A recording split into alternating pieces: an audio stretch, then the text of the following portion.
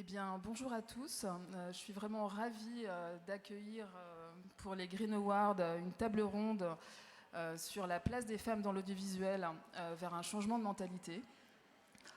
Cette table ronde se découpera un petit peu en trois parties. D'abord, on fera un état des lieux en fait de la place des femmes dans les métiers de l'audiovisuel, mais on parlera aussi du rôle que les hommes ont à jouer. Et enfin, on terminera sur la représentation des femmes à l'écran, des hommes et des femmes également à l'écran. Voilà. Pour ce faire, je suis absolument ravie d'accueillir voilà, toutes ces femmes, hein, mais aussi un homme. Voilà, il y aura Agnès Salle, haute fonctionnaire égalité diversité au ministère de la Culture. Bonjour Agnès, vous nous entendez? Vous nous recevez? Il y aura également Karine Dufour, réalisatrice de documentaires et référente égalité hommes-femmes à la SCAM. Également Solène Saint-Gilles et Dominique Guérin. Voilà, donc vous représentez toutes les deux le Média Club L.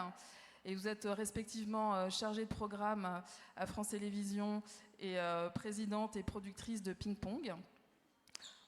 Thierry Gaudin, voilà, qui est notre scénariste auteur. Nathalie Mann, comédienne et également vice-présidente de l'association des acteurs et actrices de France. L'AFA, voilà. L'AFA. Johanna Maccabi, scénariste, réalisatrice, productrice et membre du conseil d'administration du collectif 50-50. Et enfin Valérie Martin, en visio également, voilà, qui est chef de service mobilisation citoyenne et médias de l'ADEME. Bonjour. Alors, mesdames, j'aimerais Agnès. On va commencer avec Agnès Salle, si c'est possible, Agnès. Alors Agnès, merci d'être là, évidemment. Tout est possible. Voilà, ça y est. On vous entend. Merci d'être parmi nous. Donc dans cette première partie, oui. En fait, on va faire un état des lieux. Voilà, un bilan, à la fois en chiffres, mais aussi en termes d'action et de solutions, de dispositifs qui sont mis en place pour plus de parité dans le milieu. Est-ce que vous auriez des chiffres à nous donner à ce sujet et des chiffres synthétiques? Bien sûr. Alors, les chiffres, par chance, ne manquent pas. J'espère que vous m'entendez bien. Oui, ça y est, je vous entends, on vous entend. Très bien. Donc, les chiffres sont extrêmement nombreux depuis quelques années. Nous avons, au ministère de la Culture, tout comme au CNC, fait en sorte, depuis maintenant pas loin d'une dizaine d'années, et l'ARCOM fait de même, mis en place toute une série de dispositifs permettant de recueillir des statistiques qui dressent un tableau souvent assez sombre, qui s'éclaircit un peu, mais à mon sens, ni encore assez vite, ni encore suffisamment, de la situation des femmes dans les différents métiers du cinéma et de l'audiovisuel.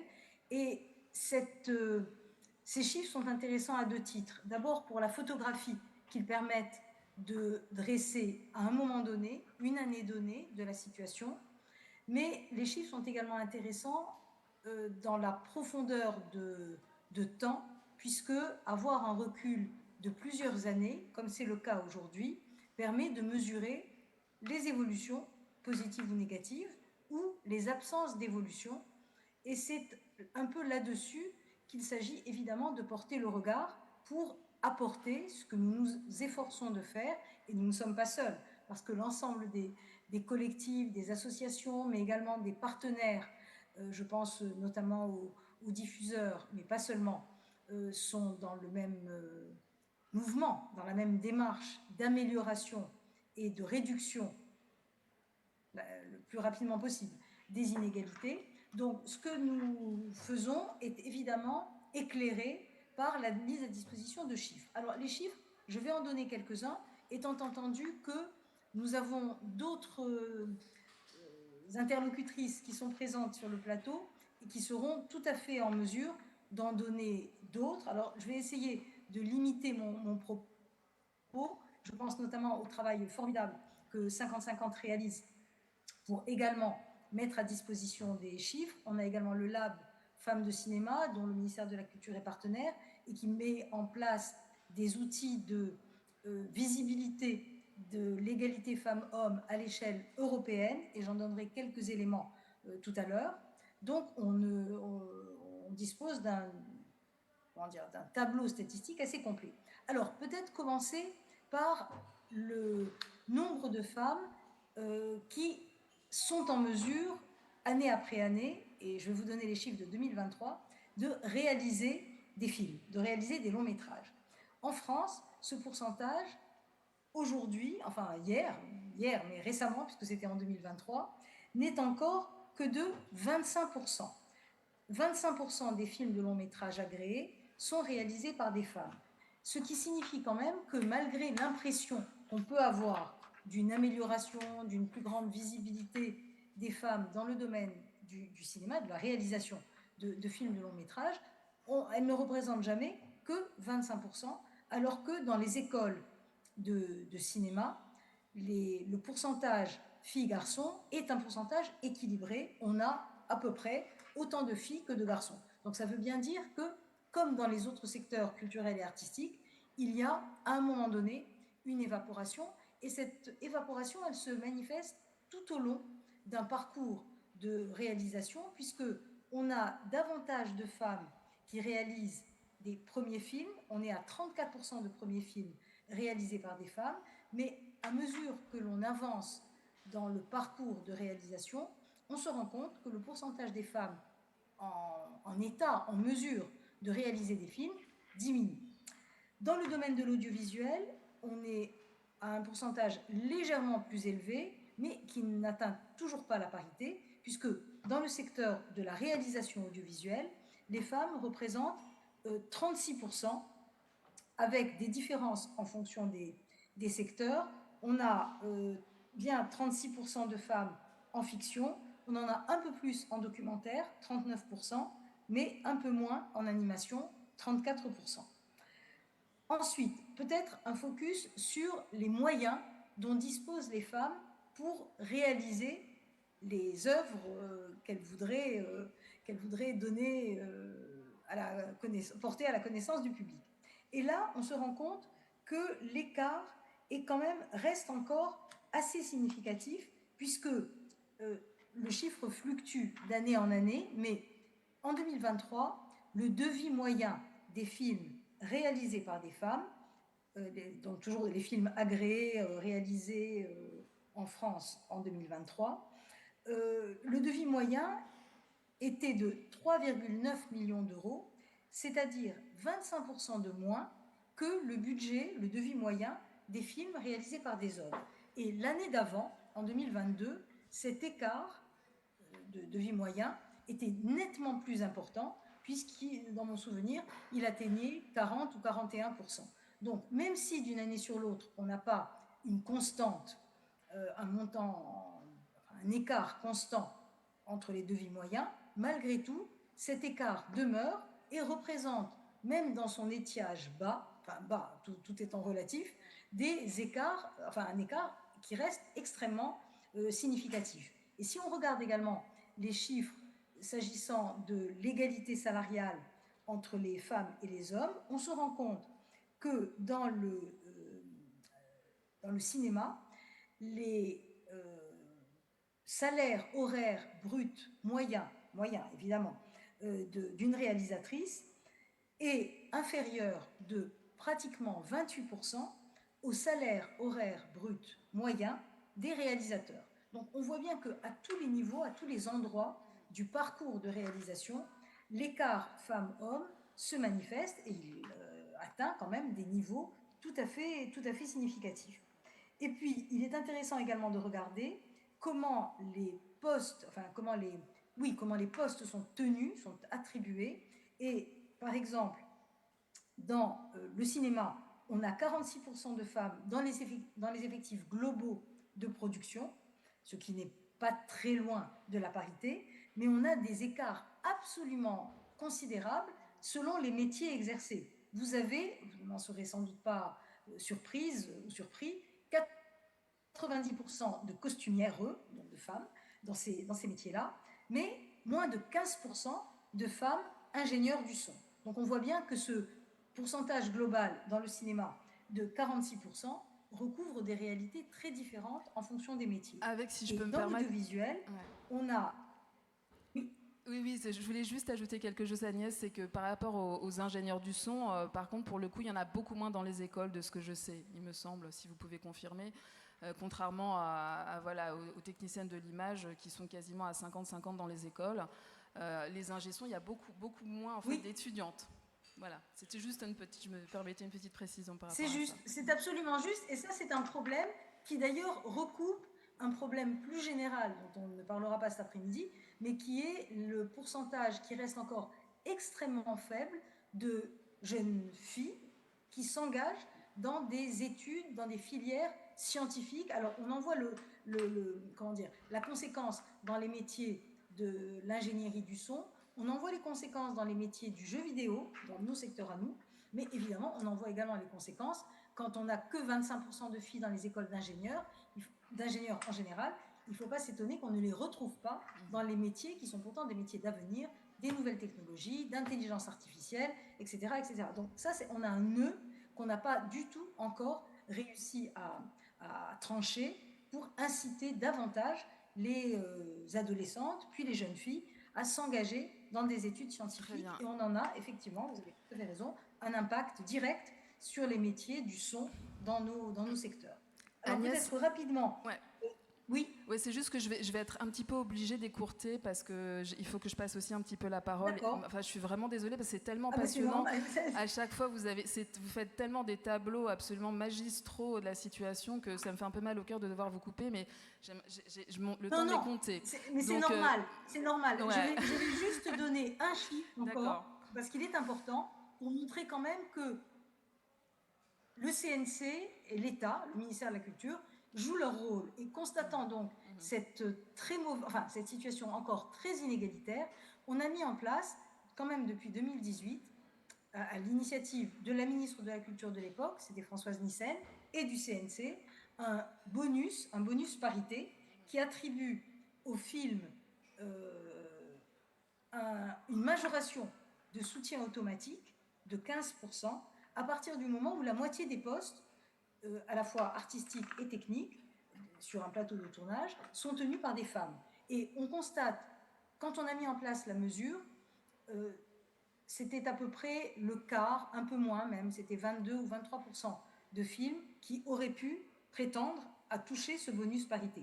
Aujourd'hui, enfin en 2023, on est à 36% de films qui perçoivent le bonus parité, c'est-à-dire que 36% des films ont un plateau paritaire. Donc voilà, je m'arrête là pour laisser la place aux autres et j'espère que 50-50 et Johanna en particulier pourra évoquer l'un des éléments extrêmement intéressants qui est celui qui porte sur les contenus, c'est-à-dire les résultats de l'étude Inégalité portée par 50-50 et soutenue également par le ministère de la Culture. Très bien. Merci. Agnès, merci vraiment énormément. Vous pouvez l'applaudir, je pense, parce que c'est un tableau. Merci beaucoup de nous avoir donné ce panorama. Non, mais c'était vraiment... et c'est vrai que c'est difficile d'écourter, et voilà. Mais j'espère que voilà, ça vous donne déjà un petit peu une entrée en matière. Bien évidemment, après, on va se concentrer un petit peu, parce qu'il y a aussi toutes ces associations qui font beaucoup de choses sur le terrain, en fait. L'idée aussi, c'est de vous montrer qu'il y a des solutions déjà qui sont mises en place, qui sont encore envisagées. Voilà, donc là je vais donner la parole à Johanna du collectif 50-50. Si tu peux brièvement peut-être expliquer pour ceux qui ne connaissent pas ce qu'est le collectif et aussi les actions du coup, alors soit compléter ce qu'a dit Agnès qui est déjà très complet et au-delà voilà, peut-être des actions parce que je sais que vous faites un certain nombre d'actions. Tout à fait, merci beaucoup Agnès Sall d'avoir cité le bonus parité pour lequel justement le collectif s'est battu depuis sa création en 2018. Donc en fait le collectif a été créé en 2018 et l'objectif c'était 50-50 pour 2020, donc on est encore loin et malheureusement on est encore là. Et comme l'expliquait Agnès Sall, donc le bonus parité, c'est une des choses qu'on a réussi à mettre en place avec le CNC et avec les productions. On essaie encore de mettre en place ce bonus pour les courts-métrages, parce que comme ça a été évoqué à la sortie des écoles de cinéma, on voit de moins en moins de parité dans les équipes et de moins en moins de femmes réalisatrices. Donc peut-être que si on perpétuait ce type d'initiative sur tous les pans de la réalisation, que ce soit le court-métrage, que ce soit l'audiovisuel, et ben on pourrait faudrait s'assurer une parité un peu partout. Pour compléter un peu les chiffres qui ont été donnés, donc nous, depuis la création du collectif, on a mis en place des études chiffrées parce que c'était très important d'avoir des chiffres concrets, mais qui s'appliquent spécifiquement au secteur du cinéma et de l'audiovisuel, notamment avec l'étude qui a été évoquée, Synégalité, que vous pouvez retrouver sur le site du collectif. Et donc, à travers cette étude, on se rend compte de choses incroyables comme des différences entre le film le plus financé par un homme et le plus financé réalisé par une femme. On a 40 millions d'euros de différence en 2022 notamment. On se rend compte aussi que sur les 10 dernières années, 72,2% des films ont été réalisés par des hommes en France, sur les 10 dernières années. Voilà, et donc le fait de suivre comme ça les études, d'aussi faire des liens entre les différents secteurs, entre les festivals, mais aussi les financements. On se rend compte par exemple que même si l'année dernière on était heureux que la Palme d'Or revienne à Justine Triet, cette année au Festival de Cannes, sur les 54 films sélectionnés, il n'y en avait que 12 de réalisatrices.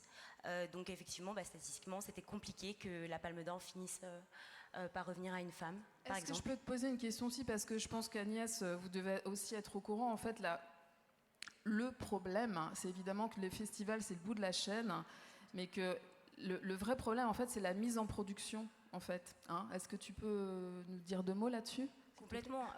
Comme l'a cité Agnès Salle, nous on a récemment fait une étude sur les chefs de poste.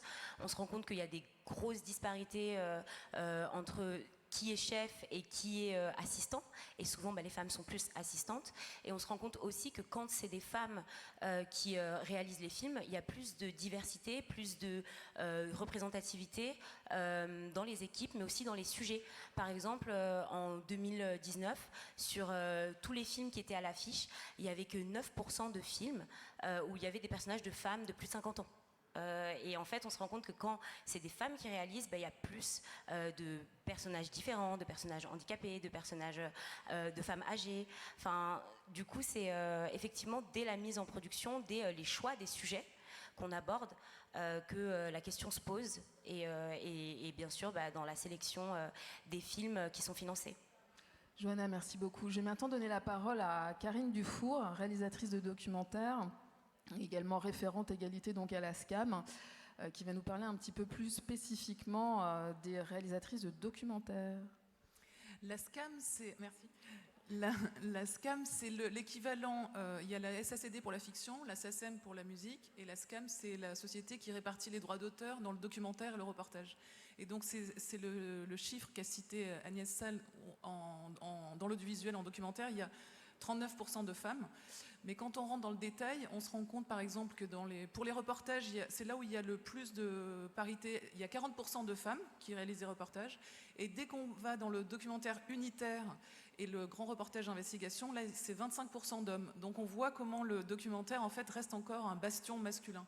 C'est vraiment là où il y a de l'argent, il y a moins de femmes. De toute façon, c'est un peu une règle d'or. Je ne sais pas s'il y a le QR code, mais nous on fait à la SCAM, voilà, si vous scannez le QR code, c'est une étude avec des chiffres spécifiques au documentaire. Et il y a tous les chiffres, chaîne par chaîne, heure par heure. Enfin, donc ce qui apparaît dans le documentaire, c'est qu'il y a 3 domaines qui sont presque exclusivement réservés au regard des hommes, au regard des réalisateurs. C'est l'histoire, les sciences et la découverte, tout ce qui est nature, animalier. Donc ces 3 domaines sont vraiment trustés par les réalisateurs hommes. Il y a à peu près 10% à 17% de femmes qui réussissent à faire des documentaires dans ces 3 domaines-là. Mais c'est là où il y a une énorme marge de progression à faire. Et par exemple, à la SCAM, on a signé en 2022 avec France Télévisions des objectifs communs pour essayer de faire progresser les femmes dans ce domaine, mais bon, c'est compliqué. Et inversement à ces chiffres qui sont quand même catastrophiques et qui progressent très très très doucement, c'est aussi ça l'autre enseignement des chiffres, c'est que comme on les observe depuis quelques années, en fait, c'est vraiment, on a l'impression, moi quand je suis arrivée à la SCAM, ils m'ont dit non mais il y a des femmes partout dans les chaînes, c'est bon, vous l'avez la parité. Et en fait, bon d'abord c'est pas vrai, et en plus on se rend compte que les chiffres vraiment augmentent très très doucement. Mais inversement à ça, les femmes remportent énormément de prix. C'est dans les festivals, justement. Là, dernièrement, il y a eu, bon, en fiction, il y a des super parcours, mais aussi en documentaire, les derniers prix Albert Londres, c'est des femmes qui l'ont remporté, Ksenia Bolchekova et Alexandra Jousset, sur un documentaire sur la milice Wagner. Le dernier, c'est Hélène Lantrong. Au Figra, il y a eu les 6 principaux prix. C'est un festival de reportage. C'était que des films signés par des femmes ou des duos de femmes. Aux Emmy Awards, Anne Poiré. Et dans tous ces prix qu'elle remporte, en plus, ce qui est génial, c'est que c'est souvent des documentaires, par exemple, en géopolitique, en histoire. Donc, en fait, on voit que les femmes, elles investissent ces domaines. Et en plus, elles remportent des prix. Donc, il y a vraiment, je pense, Est-ce que je peux rebondir rapidement? Alors très rapidement. En fait, c'est intéressant parce qu'effectivement, même dans la fiction à l'international, elles sont très récompensées. Mais sur le territoire national, on voit que par exemple, depuis la création des Césars en 1976, il n'y a eu que 2 femmes qui ont eu le César du meilleur film. C'est Toni Marshall et Justine Triet. c'est incroyable.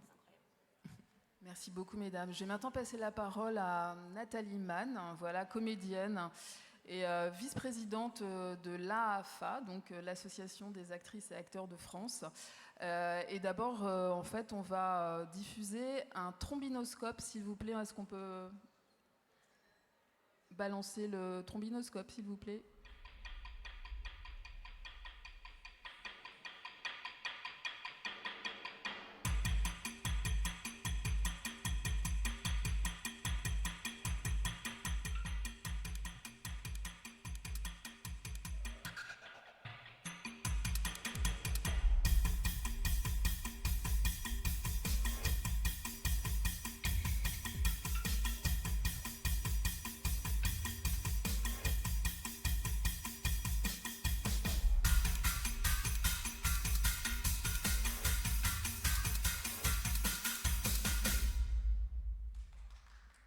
Merci d'applaudir cette action, vraiment.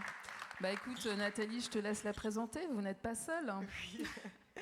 Alors, vous n'êtes pas seule. C'est né dans la commission soutien dont je suis une des 2 co-référentes avec Noémie Cocher. Noémie, c'est celle qui a gagné le premier procès contre Jean-Claude Brissot, donc pour agression sexuelle, il y a déjà quelques années, et pour lequel elle n'avait été absolument pas soutenue, et même descendue par par plein de journaux, et également par beaucoup de professionnels. Je crois qu'un des seuls qui parlait en sa faveur, ça a été Bertrand Tavernier, et elle était dans une immense solitude qui était presque plus violente que l'acte lui-même. Voilà, donc cette commission, elle existe depuis quelques années, et tout d'un coup m'est venue cette idée de ce trombinoscope il y a quelques temps. Ça a été beaucoup de travail pour arriver à ce résultat qui ne dure que 40 secondes, mais qui m'a pris personnellement quasiment 5 semaines. En fait, c'était l'idée d'avoir cette idée de vous n'êtes pas seul, mais vous n'êtes pas seul non seulement parmi les victimes, mais aussi simplement de vouloir travailler dans un environnement simple, sans harcèlement, sans violence, comme c'est souvent le cas, heureusement. C'est pas parce qu'on parle de ces violences qui existent que ces violences existent toujours, mais elles devraient ne jamais l'être. Et surtout, tout d'un coup, de lever, on a vu avec le mouvement MeToo, de lever une omerta qui est encore énorme dans notre métier, mais vraiment énorme. Et ce qui était formidable, c'est je suis allée chercher toutes les associations possibles. Il y en a sûrement que j'ai loupé, mais j'ai été essayé au maximum. Les accessoiristes de plateau, des gens dont on parle jamais et qui sont aussi parfois harcelés, violentés, etc. Donc ça allait jusqu'aux postes les plus glorifiants, chef-op, etc. Mais tous ont répondu tout de suite oui. Et en disant mais c'est formidable, merci, merci. Alors évidemment les maquilleuses, vous vous en doutez, qui sont quand même aux premières loges, les scripts aussi, beaucoup d'enthousiasme. Et c'était très joyeux en fait de contacter tous ces syndicats, toutes ces associations, et jusqu'après au collectif 50-50, évidemment, Femmes à la caméra, les mardis des réalisatrices, etc. L'enthousiasme avec lequel tout le monde a dit oui, il y a vraiment besoin, et j'avais envie que ce trombinoscope soit joyeux, c'est-à-dire que ce ne soit pas quelque chose de plombant, mais quelque chose qui montre de la force, de l'union et vraiment voilà, un truc extrêmement positif. Peut-être parce que c'est comme ça que je fonctionne et c'est comme ça que j'aime avancer.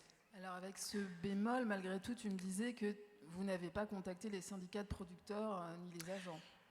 Alors, pardon de poser la question. Ouais, en fait, d'abord, au début, on démarre modestement. Au début, j'ai pensé acteur-actrice. Puis après, j'ai dit non, pourquoi acteur-actrice? Allez, allons chercher les autres. Puis après, j'ai dit... En fait, ça s'est fait petit à petit. Et à chaque fois, on me disait, mais vous avez pensé à eux? Je dis non.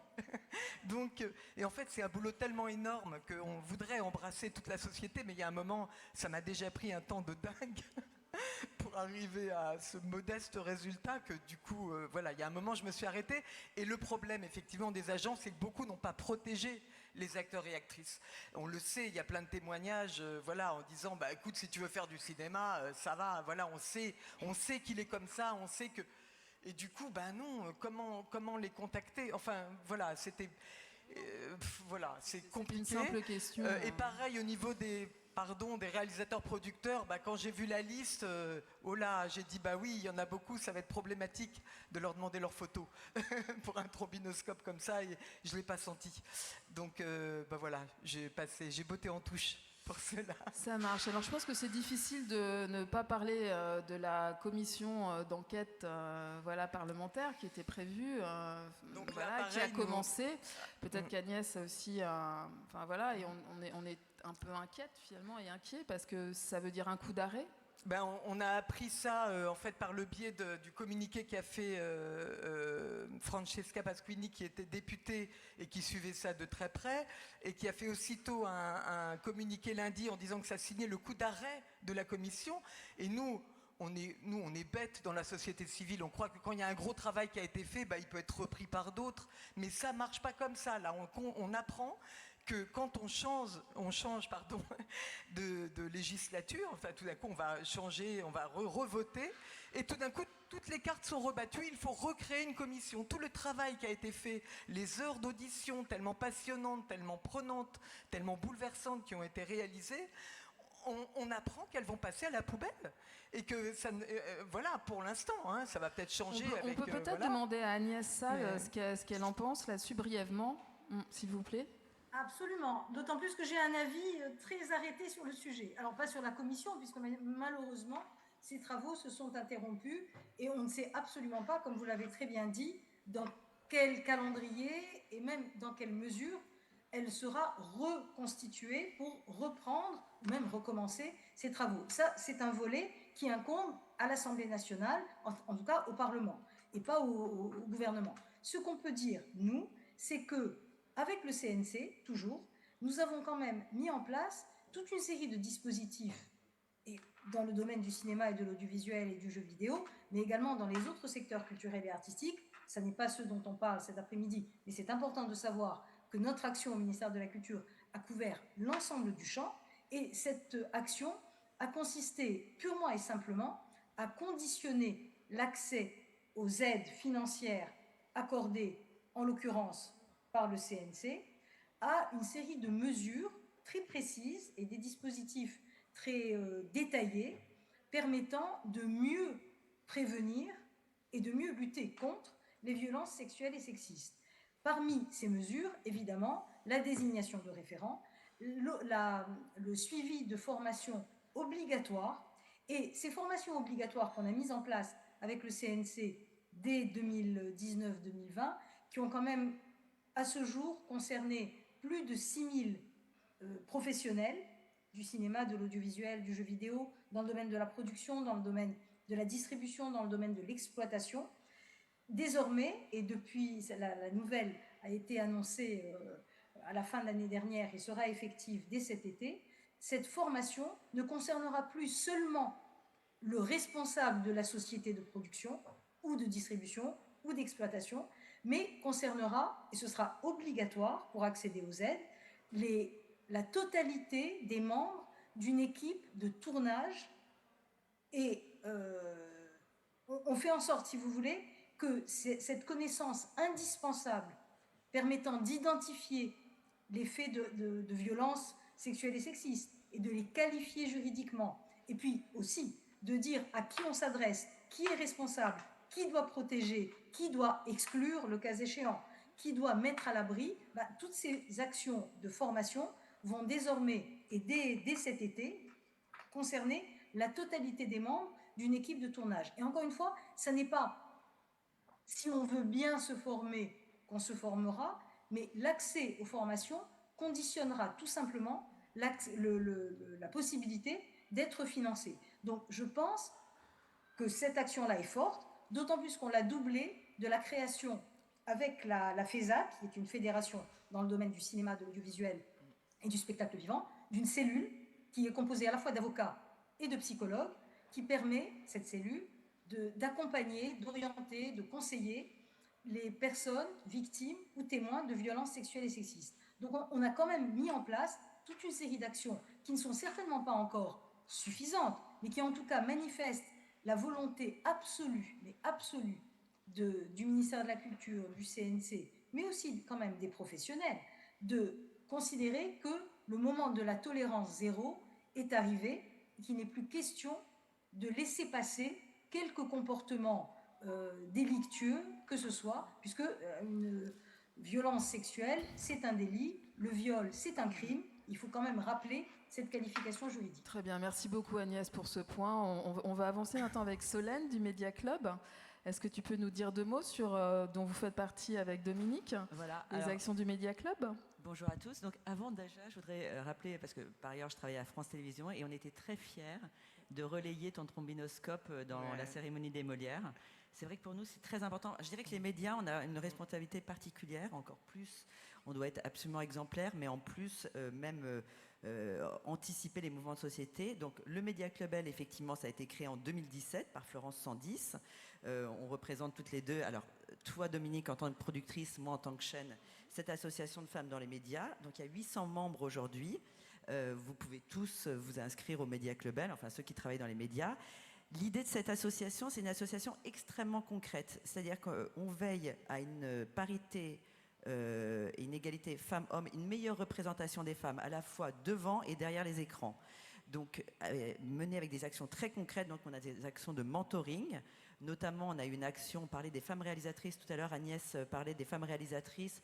Nous, on a beaucoup travaillé sur les femmes réalisatrices de flux. Moi, par exemple, ça faisait 20 ans que je travaillais à France Télévisions. Je réalisais que je n'avais jamais travaillé avec une femme réalisatrice. Je parle d'émissions de flux, donc les plateaux télé, etc. Et donc, on a mis en place ce programme de mentoring. On a des partenariats avec les écoles, parce qu'effectivement, les écoles, c'est très important dans la formation. Donc, on accompagne les formations à la fois des producteurs, des journalistes. Donc ça, c'est toute la partie mentoring, sachant que dans les membres du Média Club, on a tous les médias, donc télé, radio, presse, tous les âges, parce que c'est très important de jouer la transmission entre les talents émergents et les talents installés. Donc ça, on travaille là-dessus. On fait évidemment de la veille. Donc on avait mené un rapport sur les femmes journalistes en 2020 qu'on avait transmis à la secrétaire d'État, égalité hommes-femmes et au ministère de la Culture, et j'espère qu'il a servi. On a une vingtaine de rencontres, alors 1000 mentorés par an quand même, à peu près, donc c'est quand même c'est vraiment un gros travail de mentoring, ça prend beaucoup de temps à chacun de nos membres, c'est très important.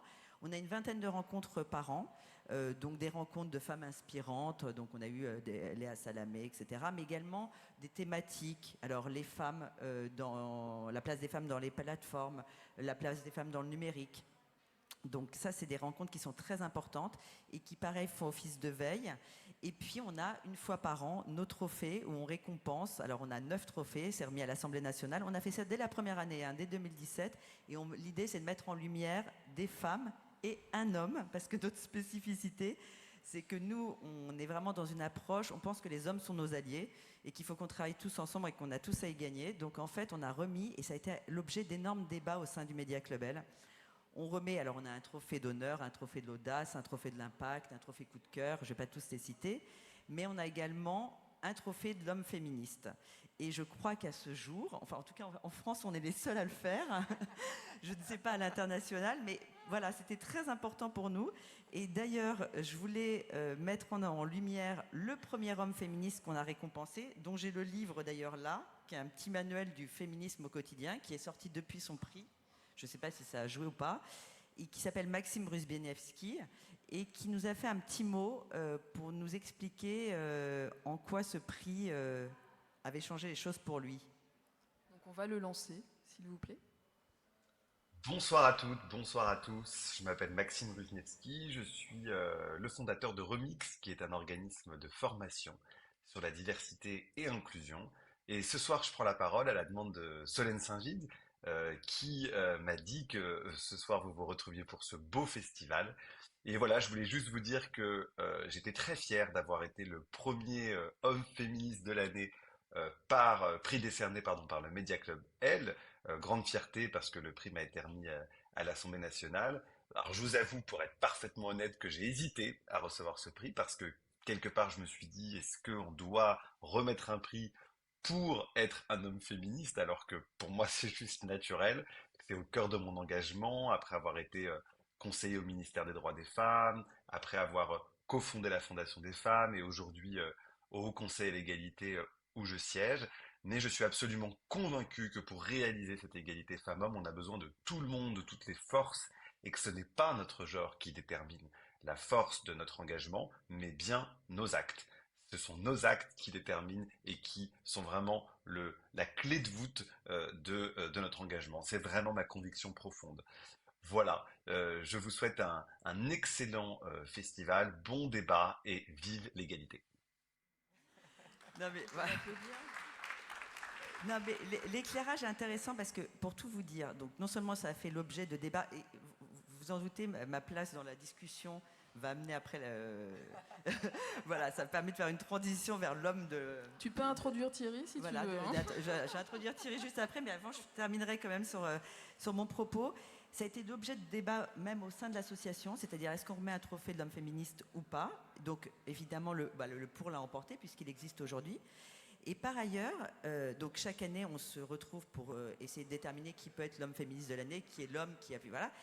Et quand on appelle ces hommes-là, pour eux, c'est vraiment une responsabilité. C'est-à-dire qu'ils ne l'acceptent pas forcément de façon si évidente. Et d'ailleurs, Maxime, dont on ne peut pas... il a travaillé au secrétariat d'État, il est très, très impliqué. Même lui, il y a un moment donné, s'est dit, bon, est-ce que je ne donnerai pas tous les noms, mais dans nos hommes féministes, on en a plus de mal, en fait, effectivement, à accepter ce rôle-là, etc. Donc je pense qu'effectivement, Thierry, qui a une grosse responsabilité aujourd'hui, en étant le seul homme, va nous raconter. Mais voilà, nous, en tout cas, au Media Club, on est persuadés que les hommes sont nos alliés et qu'on agira ensemble. Alors, si je peux me permettre, avant de donner la parole, Thierry, c'est qu'en effet, c'est pas une affaire de femmes. Non, c'est une affaire d'égalité. Donc ça concerne tout le monde, en fait. Et c'est même énormément une affaire d'hommes. Et je pense que, en tout cas, moi, c'est mon rêve. Je me permets juste de dire que depuis que j'ai 15 ans, j'arrête pas de me dire, mais pourquoi est-ce qu'on en fait une affaire de femmes alors que c'est tout autant une affaire d'hommes. J'ai 3 frères, ils sont tous féministes. Enfin, pour moi, c'est juste de l'humanisme qui n'oublie pas les femmes. Hein, voilà. Donc voilà, cessons par pitié d'en faire une affaire de femmes. Unissons-nous tous ensemble. Et maintenant, je te donne la parole, Thierry. Merci d'être parmi nous. Et d'ailleurs, il y a des hommes dans la salle, beaucoup. Hein. Et d'autant, qu'en petite incise, par rapport aux violences, il y a beaucoup d'hommes aussi concernés. Vous avez vu MeToo Garçon, combien de témoignages, ils sont arrivés en foule en 2 mois, c'est énorme. Et je crois que les hommes ont aussi, ils sont carrément inclus dans cette lutte. Et c'est difficile pour eux parfois d'admettre qu'ils ont été justement victimes, entre guillemets, j'ai horreur de ce mot, mais agressés, etc. Donc ils existent aussi dedans et ils ont aussi besoin qu'on parle d'eux, je crois. Bon, déjà, je voudrais dire que je suis honoré d'être présent dans ce panel parce que, merci. Le féminisme n'est pas naturel parce qu'en fait, on est dans un système culturel qui nous construit vraiment contre le féminisme. Je tiens à dire d'où je viens, d'où je parle aussi. Avant d'être scénariste, j'ai été conseiller principal d'éducation en Seine-Saint-Denis pendant 10 ans. Et dans ce cadre-là, j'ai fait beaucoup de formations sur la mixité, notamment sur la place des femmes dans le système scolaire. Et il y a eu des révélations assez traumatisantes, en fait, et qui, à mon avis, nourrissent. Donc je ne savais pas trop comment prendre l'angle, mais je vais prendre cet angle-là. Parce qu'en faisant ces stages, j'ai découvert qu'au niveau de l'orientation, les femmes s'orienter sur 25% des métiers disponibles. Voilà. Sur l'ensemble des métiers disponibles, les femmes s'orientaient sur 25%. À savoir l'enseignement, la justice, la médecine, tout ce qui est les métiers du soin. L'édition aussi, beaucoup. L'artistique, mais tout le temps en mode plutôt jamais en mode de lead, plutôt en mode. Et j'ai fait par ailleurs j'ai développé un projet autour de l'orchestre symphonique, basé sur la sociologie aussi. Et effectivement, il y a 50% de femmes dans les conservatoires et il y a entre 1 et 2% de femmes chefs d'orchestre. Et par rapport à ma position, il y a aussi une position d'exaspération par rapport à des hommes de pouvoir qui me prennent à partie, qui viennent me dire bah, les gars, vous avez vu, on peut plus rien faire, on peut plus rien dire, mais enfin, de qui tu parles? Enfin, voilà, à un moment, ne me mets pas dans tes trucs, ne sais pas de me rallier à ta cause de mec, parce que l'idée c'est est-ce qu'on veut être des hommes ou est-ce qu'on veut rester des enfants? Quand on voit, quand on MeToo, les arguments de défense sont des arguments de cours de récréation. J'ai rien fait, c'est pas moi, c'est elle qui a commencé. Je voulais jouer, je l'ai pas fait exprès. Voilà. Et après, je veux être un homme, mais dès qu'on me tape sur les doigts, je me mets en position fœtale par terre et j'appelle maman. Et il y a tout un tas de mamans qui sortent du bois en disant le pauvre chéri, il voulait jouer, il a pas fait exprès. Oh là là, mon pauvre Gérard. Enfin voilà. Donc au secours, enfin, l'idée, c'est qu'il y a vraiment l'idée en tant qu'homme, d'une volonté collective de passer à l'âge, enfin, j'appelle que cette démarche féministe, c'est de passer à l'âge adulte, en fait, en tant qu'homme. Parce que le système patriarcal nous abîme tous, nous abîme... Alors, merci du soutien pour les hommes, mais entre guillemets, si on veut être le quart des hommes qu'on a envie d'être, on doit pouvoir encaisser la colère des femmes, on doit pouvoir l'entendre, on doit pouvoir écouter ce qu'il y a derrière, et éventuellement agir en fonction de ça. Et plutôt que de dire ah bah oui mais les pauvres chéris c'est pas facile pour eux, ben, c'est pas facile mais c'est facile pour personne. Et à un moment, c'est à quel moment on se prend en charge. Moi je viens alors d'un long parcours thérapeutique parce que j'ai eu le temps et les moyens et la volonté de le faire, et d'interroger ma masculinité parce que dans mon intimité bah, c'est pas évident tout le temps. Moi j'ai plutôt de l'hypersensibilité et mon rapport aux femmes était un peu pété et en mode ah bah j'ose pas y aller, et comme mes modèles étaient des modèles un peu James Bond, Han Solo, bon bah pour y aller, bah, je vais me bourrer un peu la gueule, pour me désinhiber un peu. Enfin, au secours, on est vraiment pris là-dedans. Et par rapport à l'école, la responsabilité de l'école dans la construction des modèles, il y a d'autres choses qui me sont apparues pendant ces stages, notamment au niveau de la perception de l'excellence et du niveau scolaire. Il y a des biais qui sont véhiculés par l'école. Et comme c'est pas travaillé, ça bouge pas énormément, et c'est des biais sur les bases de recherche sociologique et d'études. Les bons élèves, garçons, sont brillants, sont intelligents. Les bonnes élèves sont travailleuses. Voilà. Un mauvais élève, garçon, ah ouais, mais c'est qu'il bosse pas. Alors, il en a toujours sous la pédale. Une mauvaise élève, c'est foutu. Voilà, une fille, c'est terminé. Voilà. Et on peut faire le lien aussi avec la perception des classes populaires par rapport à l'école. Pour les classes populaires, la réussite est une bonne surprise. Pour les classes supérieures, l'échec n'est pas une option. Voilà. Et j'ai le sentiment qu'au niveau des femmes, on est un peu à ce niveau-là, au niveau des postes de pouvoir. La réussite est une bonne surprise. Ah, une femme élue à la tête, elle n'a même pas de nom, elle est élue à la tête d'une institution quelconque. Une femme cosmonaute, une femme présidente de telle commission. Et les hommes, voilà, les hommes, c'est acquis qu'il faut avoir ce statut-là. Donc nous, on est élevés dans la pression d'absolument d'avoir un statut social important, ce qui nous rend morts de faim au niveau des postes. Et je pense que cette histoire de l'intelligence d'un côté, les travailleuses de l'autre, ça se retrouve dans l'art. C'est qu'il y a les génies masculins et il y a les bosseuses créatrices. Les muses. Alors, bien sûr, il y a les muses qu'on voit tout le long du film porter à bout de bras leur mec, comme dans Un homme d'exception, mais qui ont 15 secondes d'applaudissements à la fin du film quand même. C'est sympa. Et c'est vrai que ce rapport de le génie est du côté des hommes. Et donc c'est normal qu'on rémunère plus le génie, alors que vous êtes dans l'artisanat. Voilà. Et moi, en tant que scénariste, je revendique avec un certain nombre de gens, notamment les fondateurs du syndicat des scénaristes, le statut d'auteur, d'artiste-auteur. C'est-à-dire que revendiquer ce statut d'artisan de l'art, que l'idée du génie, déjà, en l'audiovisuel, c'est clairement collectif. Enfin, vraiment, c'est vrai que la politique de l'auteur au niveau de... Mais cette idée qu'il y ait les génies chez les hommes et les bosseuses chez les femmes, et que là, il y a les artistes d'un côté et les artisans et les artisanes de l'autre, ça a un impact indéniable sur la perception et sur on va donner le fric aux génies, et puis on va donner un peu de pognon pour travailler. Non mais, et en tant que scénariste, j'ai subi ça parce que moi, je revendique la posture d'artisan. et le côté collectif aussi, et l'idée que des complémentarités et des complémentarités non genrées. C'est-à-dire que c'est pas parce que on aura besoin de douceur, donc ça serait bien mettre. Non, c'est juste qu'il y a des compétences qui sont totalement transversales. Voilà, sans parler de polarité yang ou yin. Moi, je me sens plutôt yin, et effectivement, généralement dans les projets, j'ai vu souvent les femmes porter les choses et avoir tendance à se faire vampiriser par les hommes de temps en temps, n'est-ce pas? Voilà, mais c'est... Et donc, il y a tout un travail de déconstruction qui est bénéfique pour tout le monde, pour arrêter avec les sociétés pyramidales. Alors, on n'y est pas parce que nous, on vient de Napoléon en plus, donc notre école est fondée là-dessus, donc tout le travail de déconstruction, il n'est absolument pas fait au niveau des grandes écoles et au niveau du lycée Stanislas, pour ne citer que lui. Voilà, mais c'est ça, c'est-à-dire que nos élites ne sont absolument pas ambiancées à ces faits sociologiques profonds. Complètement. Et si je peux rebondir par rapport à ça, justement l'intersectionnalité dont vous parlez, c'est-à-dire le fait que ça se retrouve aussi dans les classes populaires, ça se retrouve aussi en fonction de l'âge aussi. C'est intéressant parce que on se rend compte que par exemple, quand une femme a un enfant, c'est la femme qui va arrêter de travailler sur un plateau de tournage. Je donne juste l'exemple de l'audiovisuel. Même si elle est avec un technicien qui, lui, vient d'avoir un enfant, mais qui va continuer à bosser, parce que la question ne se pose même pas que lui va arrêter de travailler ou va faire moins d'heures. Par contre, si c'est la femme, la question se pose. Et les tournages ne sont pas mis en place, ne sont pas pensés pour cette question-là, par exemple. Mais après, on peut parler de plein d'autres choses. Nous, quand on a créé la Bible 50-50, on a justement fait en sorte que les hommes soient inclus. Donc on ne fait pas de différence parce qu'on considère que des hommes aussi subissent des discriminations qui les empêchent d'avoir accès au métier de l'audiovisuel et du cinéma comme tout le monde. Il y a des systèmes il y a le problème des dominants-dominés.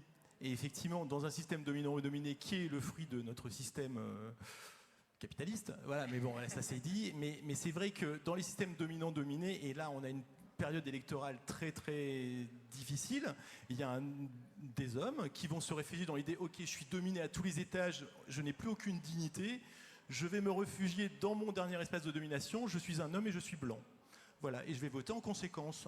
Et c'est catastrophique, parce que c'est comment on redonne de la dignité à tout le monde et tout le monde sera gagnant, et comment on arrive enfin à sortir des systèmes hiérarchiques et on est dans la co-créativité et la coopération. Alors, merci beaucoup Thierry, c'était absolument passionnant. On est obligé un petit peu d'avancer dans le débat. J'ai vu qu'en fait, vous avez déjà commencé à parler des stéréotypes. Malgré tout, je voulais quand même souligner qu'il y a eu une réaction quand même, enfin une tribune qui a été signée par une centaine d'hommes dont vous avez entendu parler. Je pense qu'on peut le citer, c'est intéressant de le dire. Parce qu'il y a eu la réaction de Juliette Binoche qui moi, m'a vraiment extrêmement touchée au micro de Léa Salamé. Voilà, c'est une tribune qui a été initiée par le compagnon d'Anouk Grimbert. Et voilà, et on voit Juliette Binoche dire « enfin ». Donc enfin Thierry, ok, mais concrètement, qu'est-ce qu'on fait alors? Si juste 2 minutes avant qu'on enchaîne sur les stéréotypes justement, qu'est-ce qu'on peut faire justement? Alors on peut faire aussi avec les récits, on va commencer à en parler. Quel nouveau récit, quel nouveau narratif, pour introduire cette troisième partie, quel nouveau narratif pour accompagner ces changements? Il faut mettre en scène des hommes adultes dans les situations émotionnelles. Je crois que Solène a quelque chose à dire là-dessus. Non, mais parce que moi, je suis complètement d'accord avec... je vais rebondir sur ce que dit Thierry, parce qu'en fait, c'est vrai que quand on dit que le féminisme est l'affaire de tous, je pense qu'effectivement, si on offre la possibilité aux femmes d'être fortes et puissantes, on offre aussi la possibilité aux hommes d'être vulnérables et sensibles. Et en fait, c'est se libérer globalement des injonctions. C'est-à-dire qu'il y a des injonctions qui pèsent sur les épaules des femmes, mais il y a aussi des injonctions qui pèsent sur les épaules des hommes. Moi, je me souviens du spectacle de Laurent Siama, le frère de Céline Sciamma, qui avait été un peu qualifié d'humoriste féministe pour son spectacle Bonhomme. Il disait moi, je n'avais pas envie de jouer au foot dans la cour, j'avais envie de pleurer sur une chanson de Céline Dion, et pour autant, j'étais pas guère. Et en fait, quand on dit que c'est l'affaire de tous, c'est-à-dire que déconstruire à la fois les stéréotypes féminins et les stéréotypes masculins, vraiment, c'est faire en sorte que les hommes aussi gagnent en liberté et en authenticité. C'est-à-dire que si on prend tous les stéréotypes masculins, c'est sois fort, ne montre pas tes émotions, et puis après tout ce qui peut en découler de domination, de pouvoir, etc. C'est ça qu'il faut déconstruire, et c'est hyper important à la fois de montrer des femmes plus complexes, et on en parlera dans les représentations des femmes, mais si on montre aussi des hommes plus vulnérables, y compris à des postes... moi, j'ai toujours en tête, vous vous souvenez, quand Arthur Sadoun, qui est patron de Publicis, avait parlé publiquement, médiatiquement, puisque moi je suis dans les médias, de sa maladie. pour un grand patron, parler de sa maladie, c'est quand même... voilà. Et c'est vrai qu'il l'avait fait en revendiquant, en disant bon, ça me permet de parler, de libérer la parole pour les salariés qui sont malades. Mais en fait, c'était pas que ça, c'était aussi montrer un homme puissant, en fait, voilà, qui à un moment donné dit voilà, j'ai été malade, j'ai eu un cancer, en plus c'était un cancer particulier, voilà. Et montrer des figures dans les médias, dans les fictions, dans le cinéma, de femmes fortes et puissantes et complexes, et d'hommes vulnérables et sensibles, y compris à des postes importants. Je pense que c'est comme ça qu'on y gagnera tous ensemble, effectivement. Juste un mot par rapport à ça. En fait, c'est aussi, c'est quoi le pouvoir ? Voilà, il y a des gens de pouvoir.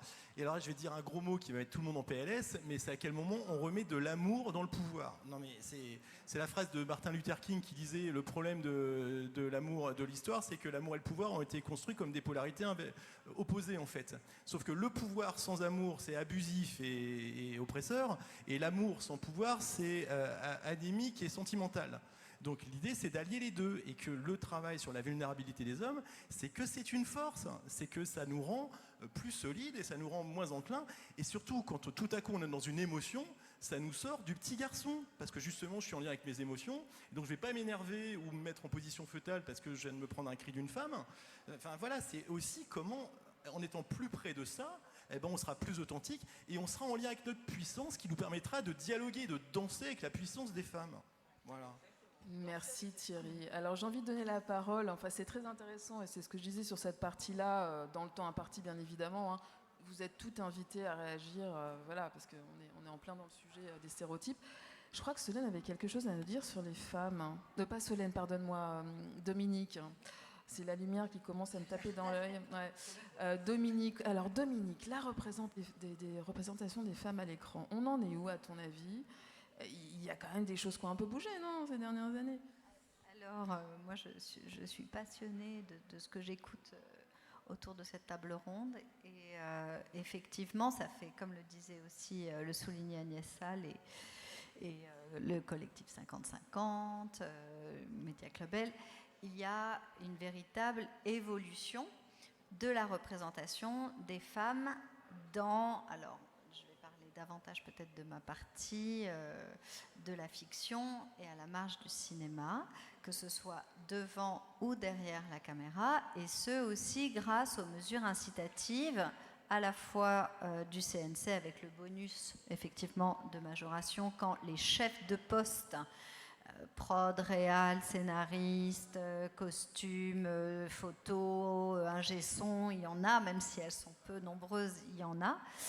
Et également ce qu'a initié donc large débat autour du quota Delphine Ernotte, pour ne pas la nommer aux France Télévisions, de dire bon, maintenant il nous faut vraiment des réalisatrices qui en fiction, qui puissent effectivement prendre les budgets, les films et mettre en scène. Donc ça, c'est un pan absolument nécessaire, c'est-à-dire les mesures politiques et concrètes. Et puis, je dirais, de façon peut-être plus artisanale, face à une industrie aussi, c'est comment les caractérisations, en fait, des personnages féminin et masculin. Là, je vais davantage parler de ce fameux female gaze, c'est-à-dire c'est quoi les nouveaux récits qui sont là pour transformer les représentations masculines et féminines.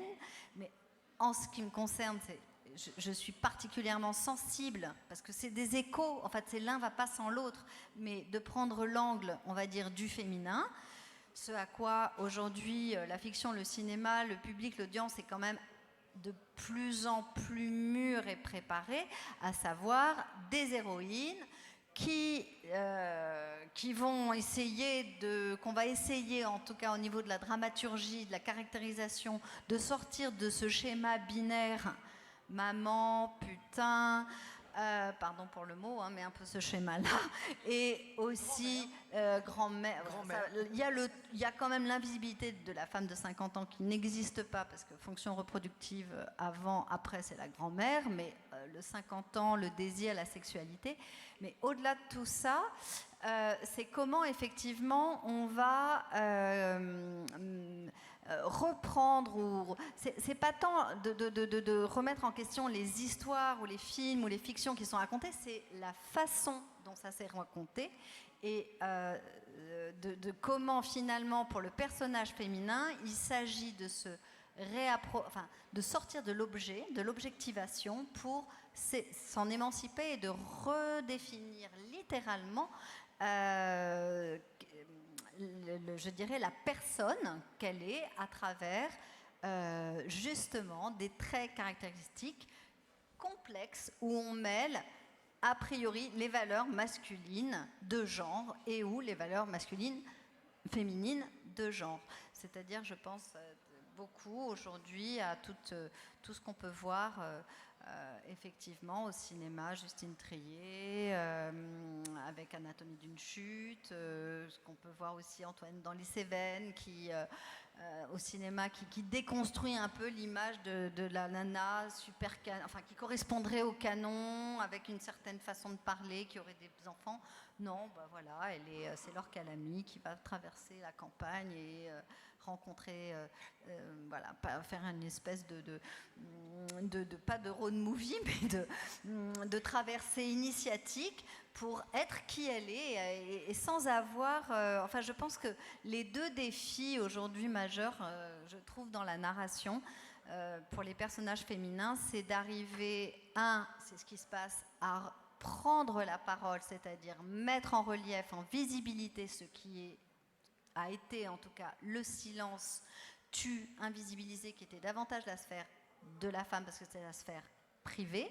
Et le deuxième, c'est vraiment redéfinir à travers effectivement l'histoire du corps et les caractérisations la personne et pas le genre qui construit en fonction du sexe qui on est. Donc ça, c'est... Je ne sais pas si je suis peut-être un petit peu confuse. Non, je trouve ça clair. C'est très clair. Et puis, c'est hyper intéressant parce que l'audiovisuel a été précurseur par rapport à ça. En tout cas, moi, je pense à des chaînes comme France Télé, où aujourd'hui, on voit des séries, même sur Slash, comme Split, qui redéfinissent complètement ce qu'on a comme image de la femme, du genre, de la sexualité. Et en fait, paradoxalement, l'audiovisuel, je pense, aujourd'hui, influence un peu le cinéma. Je peux dire juste... Pardon. Non, mais c'est vrai que je travaille à France Télévisions, donc je ne vais pas dire du mal de ma boîte, mais c'est vrai que France Télévisions a toujours été hyper à la pointe, a très vite affiché des héroïnes. Mais moi, la question que je me pose, je me demande s'il n'y a pas eu plus de déconstruction du féminin que du masculin encore en télé. Voilà, Je suis entièrement d'accord et je trouve que les deux films cités, Antoinette dans les Cévennes ou Anatomie d'une chute, parlent pour Antoinette dans les Cévennes d'une femme qui se libère émotionnellement des hommes. C'est un parcours intime qui est vraiment très très intéressant parce qu'il y a une espèce de shift au milieu. Au début tu dis c'est bon, le vaudeville avec la femme, la légitime qui comprend rien, et en fait il comprend tout. Et donc après on part sur un autre film vraiment de libération, une femme qui se retrouve avec elle-même, c'est brillant. Et Anatomie d'une chute par rapport justement au traitement de l'homme, c'est hyper intéressant, c'est-à-dire qu'il se retrouve dans une position dans laquelle se retrouvent de très nombreuses femmes dans les films, notamment La Muse, de l'artiste qui réussit. Et là, on a vraiment une femme qui réussit en tant qu'artiste et l'homme non. Et lui, ça crée un sentiment d'humiliation et de déclassement insurmontable qui mène à la mort. Et c'est ça la question, c'est qu'en fait, est-ce qu'on peut accepter justement, est-ce qu'on peut éventuellement accepter de ne pas avoir un statut? Est-ce qu'on peut accepter de ne rien faire? Est-ce qu'on peut accepter d'être inutile? Est-ce qu'il n'y a pas un champ de savoir-être plutôt de savoir-faire absolument, mais qui interroge un peu un changement sociétal en fait? Tout à fait, on est obligé d'avancer, mais c'est vrai que sur cette question-là, on parle beaucoup de déconstruction, mais moi je m'intéresse aussi à surtout qu'est-ce qu'on construit. Ça me paraît important. J'aimerais quand même donner rapidement la parole à Nathalie. Je crois que tu as un slide, il y a un slide à lancer. Oui, alors il y a le slide concernant les femmes de 50 ans. De la fameuse commission du tunnel des comédiennes de 50 ans. Donc si vous voulez le lancer, super, si vous êtes prêts, je ne sais pas. Qui est une commission qui existe, ça fait déjà presque 10 ans. Voilà. C'est bien ça? Absolument. On voit en fait on a commencé à compter les femmes dans les fictions au cinéma chaque année, on comptait les femmes qui avaient plus de 50 ans et à l'écran, et voilà combien elles étaient en finale. Et on s'est rendu compte, quand on a démarré, il y avait 6%, je crois, 8%. Ça a été 8, 6, 8. Là, on est à 9. C'est-à-dire 10 ans plus tard, on a à peine évolué. Dans cette tranche d'âge, il y a 2 fois plus d'hommes, de rôles d'hommes de 50 ans que de femmes, toujours. C'est-à-dire 10 ans après. Et pourtant, on a eu beaucoup de relais dans les médias, on a fait plein de plateaux, on en a parlé, ça a existé dans les journaux, etc. Mais on avance à pas de fourmis. Et ce qui est important, c'est pas simplement est-ce que les pauvres comédiennes de 50 ans vont avoir du travail après 50 ans, on s'en fiche, enfin, c'est pas on s'en fiche, si, je suis concernée, mais c'est pas le plus important, c'est la représentation. C'est-à-dire que, comme ce que tu disais tout à l'heure, ce qui n'est pas représenté n'existe pas. Et donc l'imaginaire des personnes qui regardent des fictions, et c'est quand même beaucoup de gens, que ce soit sur Internet ou dans... Il se nourrit de films dans lesquels les femmes disparaissent après 50 ans. C'est un vrai problème. Parce que comment se projeter quand on est une jeune fille et qu'on voit bien, on l'intègre à l'intérieur parce qu'on ne sait pas vraiment les chiffres. Nous, on les connaît parce qu'on a... Même nous, on a été surprise quand on a compté. Et quand on compte, tout d'un coup, on réalise qu'on a intégré des choses comme la normalité. Et en les comptant, on voit bien que c'est pas normal. Et quand je parle de ça, c'est-à-dire du nombre de rôles, je parle pas de la qualité. C'est encore autre chose, parce que là, on rigolerait. C'est-à-dire de quel genre de rôle on donne aussi aux femmes par rapport aux hommes. Non, mais même le type de fonction. Ah oui, la fonction. Aussi. C'est-à-dire pourquoi est-ce qu'il y a plus d'hommes de 50 ans qui ont pourquoi est-ce qu'il y a plus de rôles d'hommes de 50 ans? Parce que souvent, l'homme de 50 ans, c'est déjà le pouvoir, c'est souvent le juge, le chirurgien, le médecin, des gens de pouvoir. Et donc, à qui on va beaucoup plus facilement donner, assigner un genre, en disant c'est plutôt un homme, parce qu'on l'a intégré. Alors maintenant, il y a quelques castings, et merci à eux, merci à l'ARDA qui fait un travail aussi qui dégenre. Moi maintenant, ça m'arrive d'aller sur des choses où il y a marqué un homme ou une femme. Parce qu'ils savent bien que ça n'aurait aucune importance dans l'histoire. Parce qu'il y a toujours les gens qui disent « Oui, mais alors, on n'est plus libre de... » Mais non, on est libre de raconter des histoires. C'est pas ça le problème. C'est qu'il y en a des tas où on ne se pose même pas la question. Parce qu'on l'a tellement intégré. Parce que dans la vraie vie, il y en a des femmes de 50 ans qui travaillent, il y en a plein. Et il y en a beaucoup plus qu'il y en a dans les fictions, en fait. Et qui font autre chose que d'être l'amante, la mère... et ensuite la grand-mère, comme tu le disais très justement, c'est exactement ça. On a été assigné à notre genre, notre sexualité quelque part aussi. Enfin, c'est l'objectisation, c'est exactement ça. Ouais, je voulais juste rebondir du coup rapidement. Ça me fait penser justement au scandale qu'il y avait eu sur le film Eiffel. Par rapport à la différence d'âge entre le personnage féminin amoureux de Eiffel, joué par Romain Duris. Et en fait, ce qui est intéressant, c'est qu'on se rend compte, nous, quand on croisait les chiffres, c'est qu'on se rendait compte que les hommes, à 50 ans, les acteurs, sont au zénith de leur carrière. C'est là qu'ils commencent à avoir des Oscars, des Grammy, des Césars, et que les femmes, paradoxalement, ça chute. Donc ça veut tout dire. Merci beaucoup, c'est passionnant. On est obligé d'avancer, malheureusement. Et j'aimerais donner la parole à Valérie Martin de l'ADEME. Valérie, bonjour. Tu es avec nous? Oui. Bonjour, je ne te vois pas à l'écran, j'aimerais bien te voir pour pouvoir te parler. Il y a Agnès aussi qui voulait dire quelque chose en plus, donc peut-être pendant une minute pour que Agnès puisse parler. Pardon? Merci Valérie, juste, vous m'entendez? Agnès, oui, je ne vous vois pas, donc... Oui. Ouais. Oui, Agnès, oui. Ah. Oui, juste bien sûr. Enfin, sur le sujet de la représentation des femmes, mentionner quand même un élément qui accentue la préoccupation. Dans les rapports de l'ARCOM, cette fois, qui analyse la présence des femmes sur les plateaux de télévision et dans les studios de radio, c'est-à-dire qui est à l'antenne, qu'on les voit ou qu'on ne les voit pas, on se rend compte que, année après année, ce pourcentage de femmes à l'écran ou dans les studios de radio reste bien inférieur à la parité. On tourne, même si ça a progressé un peu, on tourne autour de 41-42% de femmes.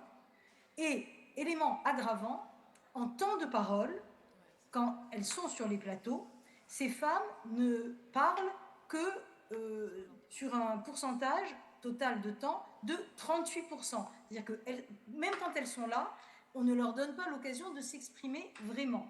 Donc, ça veut bien dire aussi que cette présence sur les plateaux, à la radio, etc., forgent d'une certaine manière un imaginaire collectif.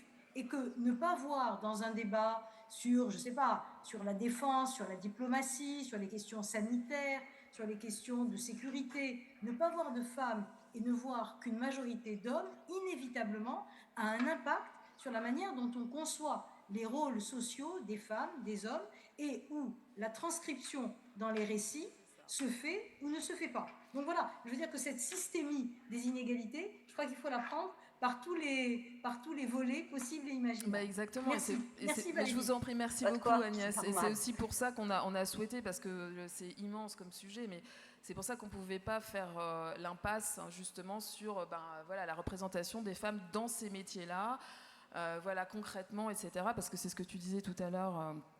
Aussi Karine, c'est que du coup il y a certains sujets auxquels sont assignées les femmes en documentaire. Je suis désolée, on est obligé d'avancer et donc je vais être obligée de donner la parole à Valérie qui a aussi des choses passionnantes à nous dire. Bonjour Valérie Messi. Voilà, donc Valérie, pour rappel, est chef du service mobilisation citoyenne et médias à l'ADEME. Et j'aimerais bien si tu veux, on lance le dévendeur directement et comme ça après tu pourrais réagir après. Est-ce qu'on peut lancer le dévendeur s'il vous plaît ? Bonjour. Ah bonjour, j'ai un petit souci avec ma machine à laver, donc je me suis dit autant en racheter une, mais là, vous me conseillez laquelle? Ah bah aucune.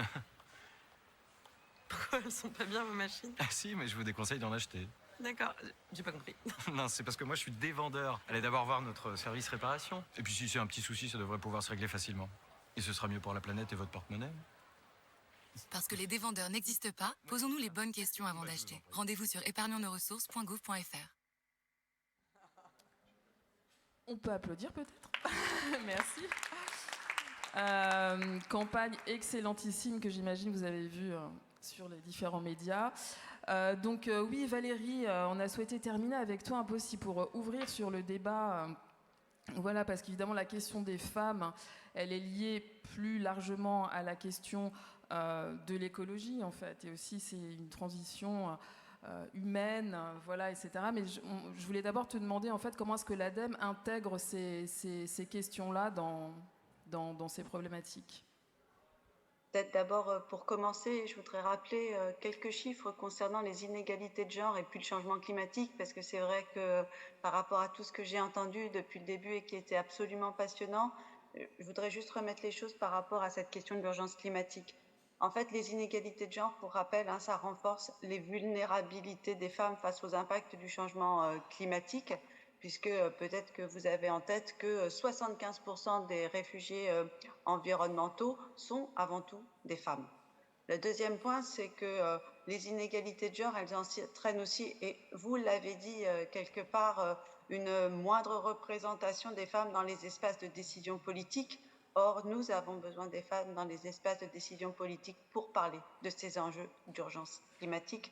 Et puis enfin, forcément, ça engendre des comportements qui sont différenciés face aux enjeux environnementaux. Pour rappel, par exemple, quand il s'agit dans certains pays du Sud de pouvoir aller chercher de quoi se chauffer, du bois de chauffage, eh bien, ce sont les femmes et puis les petites filles qui vont souvent faire ces tâches-là et qui donc, ces petites, elles ne vont pas du tout à l'école, donc elles ont moins de chances de s'en sortir.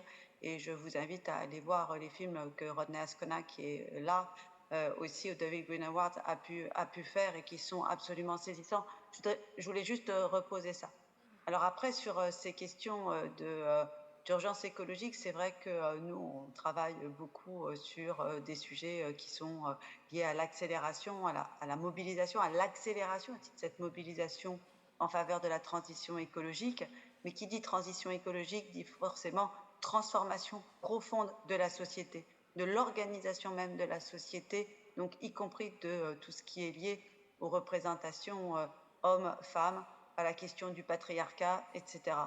Et donc, dans ma partie, qui est celle de la mobilisation citoyenne, c'est vrai que ce sont des questions qu'on est appelé très souvent à se poser, que ce soit pour les campagnes de publicité, pour les actions de communication, l'illustration même d'un rapport d'activité ou autre à chaque fois, il y a matière à se poser la question de la représentation. Et c'est vrai que nous, dans notre démarche de communication responsable, cette question de la parité, cette question aussi qu'on se pose par rapport à la diversité, à la question des femmes, hein, y compris celles de plus de 50 ans, elle se pose de façon importante parce que on essaye aussi de faire en sorte que ce ne soit pas, entre guillemets, quelque chose qui est juste posé là pour respecter la règle, mais que l'on sente bien qu'on a quelque chose qui est parfaitement intégré, quelque chose qui est naturel et sur lequel on ne se pose même pas la question. Et je pense que c'est ça aussi qui est important parmi les solutions que l'on peut donner. Dans une de nos dernières campagnes qui était liée au métier de la transition écologique, qui s'appelait T'es refait, une très belle campagne également, eh bien, on avait été très vigilants de façon à ce que les différents métiers puissent être représentés à la fois par des hommes et par des femmes. Et c'est vrai que ça montre bien que nous sommes tous partie prenante d'une seule et même société. C'est ça qui est important. Il n'y a pas des sous-personnes comme il y aurait des sous-espèces, même le moustique. Alors, c'est aussi une question qu'on se pose beaucoup avec nos agences quand on fait de la publicité, parce que je considère que, et c'est peut-être là-dessus que moi je vais plus situer mon propos autour de la publicité, qui est un sujet que je connais bien, c'est vrai qu'il y a une responsabilité conjointe à la fois de l'annonceur, mais aussi de l'agence de publicité. Et donc, on doit ensemble créer les bonnes réponses. Et donc, par rapport à la campagne que vous avez vue, vous en avez présenté un seul sur les 4 spots. Sachez que dans cette campagne qu'on a appelée « Posez-vous les bonnes questions avant d'acheter », mais qui, du fait des polémiques qui sont arrivées, eh bien, on l'a appelée du nom de son égérie, le dévendeur. On a fait une campagne qui était paritaire. D'accord, ça c'est important, c'est-à-dire que voilà, dans l'ensemble des spots, etc., on a quelque chose qui représente la parité. Pourquoi ? Parce que quand on parle de surconsommation, parce que c'est vraiment là l'objet, hein, de conso, de surconso, on parle à tout le monde. Les hommes, les femmes, tout le monde consomme et tout le monde peut avoir ces travers de céder aux sirènes de la surconsommation. Or, on a vraiment eu à cœur de s'adresser à l'ensemble de la population de façon à ce que l'ensemble de la population puisse s'identifier et puisse à son tour se poser les bonnes questions. Et c'est vrai que pour nous, c'était important de dire, certes avec humour, qu'il était temps de repenser nos habitudes de consommation et de faire prendre conscience aux gens que tout ce qui est acte d'achat autour du neuf, ce n'était pas une fatalité et qu'il y avait des alternatives qui étaient plus intéressantes du point de vue environnemental et du point de vue économique. C'est ce que vous avez entendu dans la suite. Ensuite, c'est vrai qu'on a choisi un homme pour faire le dévendeur. Pourquoi ? Tout simplement pour éviter le cliché de la vendeuse. Et donc ça nous paraissait extrêmement important parce que c'est trop souvent le cas quand on nous parle de produits du quotidien, on va mettre une femme, hein, soyons là aussi très clairs. Et puis, je trouve que c'était important hein, de le dire, c'est que concernant les autres caractéristiques du dévendeur, on a voulu faire quelqu'un qui était normal, avec un look normal, avec pas trop jeune, pas trop vieux, une personne aussi dans laquelle on pourrait avoir confiance.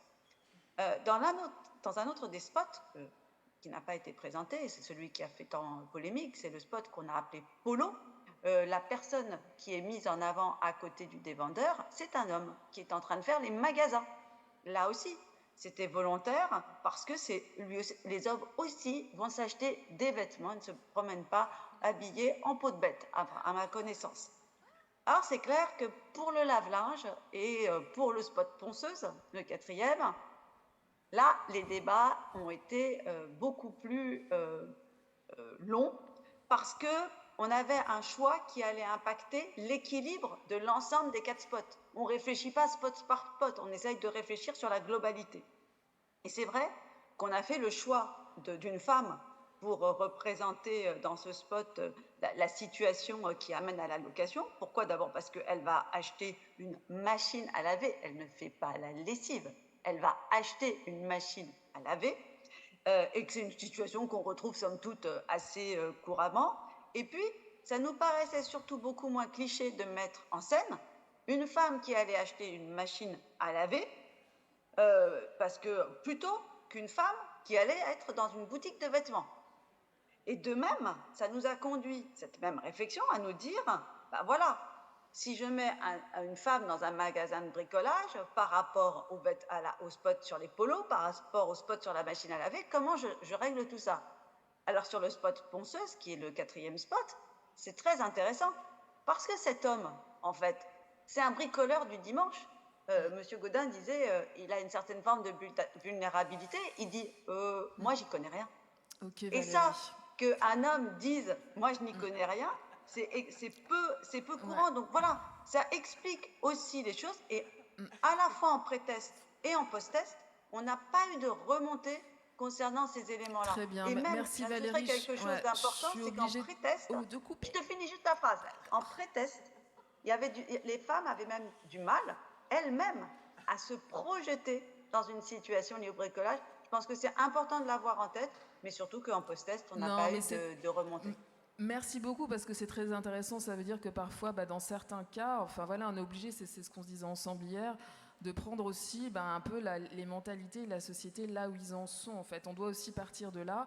Malheureusement, on ne pourra pas aborder avec toi, c'était passionnant parce qu'on voulait aussi ouvrir sur le fait que la situation des femmes et le rapport au vivant, etc., tout ça, c'est intrinsèquement lié en réalité, hein, et que la question des nouveaux récits et de comment est-ce qu'on représente de façon collective, de façon joyeuse, positive, et sortir de la dénonciation. Malheureusement, voilà, je vous invite à poursuivre, si vous voulez, la discussion ensemble, et ça fera peut-être l'objet d'une prochaine table ronde plus spécifiquement là-dessus, parce que j'aurais aimé qu'on parle aussi comment sortir de la dénonciation, comment est-ce qu'on représente les rapports hommes-femmes de façon collective, de façon positive, et non pas simplement dans les inversions hommes-femmes ou la guerre hommes-femmes ou des choses comme ça, mais vraiment nous projeter un peu comme Colline Serrault a été très, très précurseuse à l'époque dans La Belle Verte. Voilà, je suis obligée d'écourter, je suis vraiment désolée. C'est tellement vaste, oui, mais on n'arrête pas de me dire de couper, on est à 5 minutes de retard, je suis obligée de couper, Nathalie, je suis vraiment, vraiment désolée. Merci 1000 fois, c'est tellement dense, j'espère qu'on pourra poursuivre. Je veux bien que vous applaudissiez nos intervenantes. Et maintenant, c'est merci. Et c'est la remise des prix fiction qui va être présentée par Florence Sierle. J'invite Florence à nous rejoindre sur le plateau. Merci d'avoir assisté à cette table ronde. Merci beaucoup.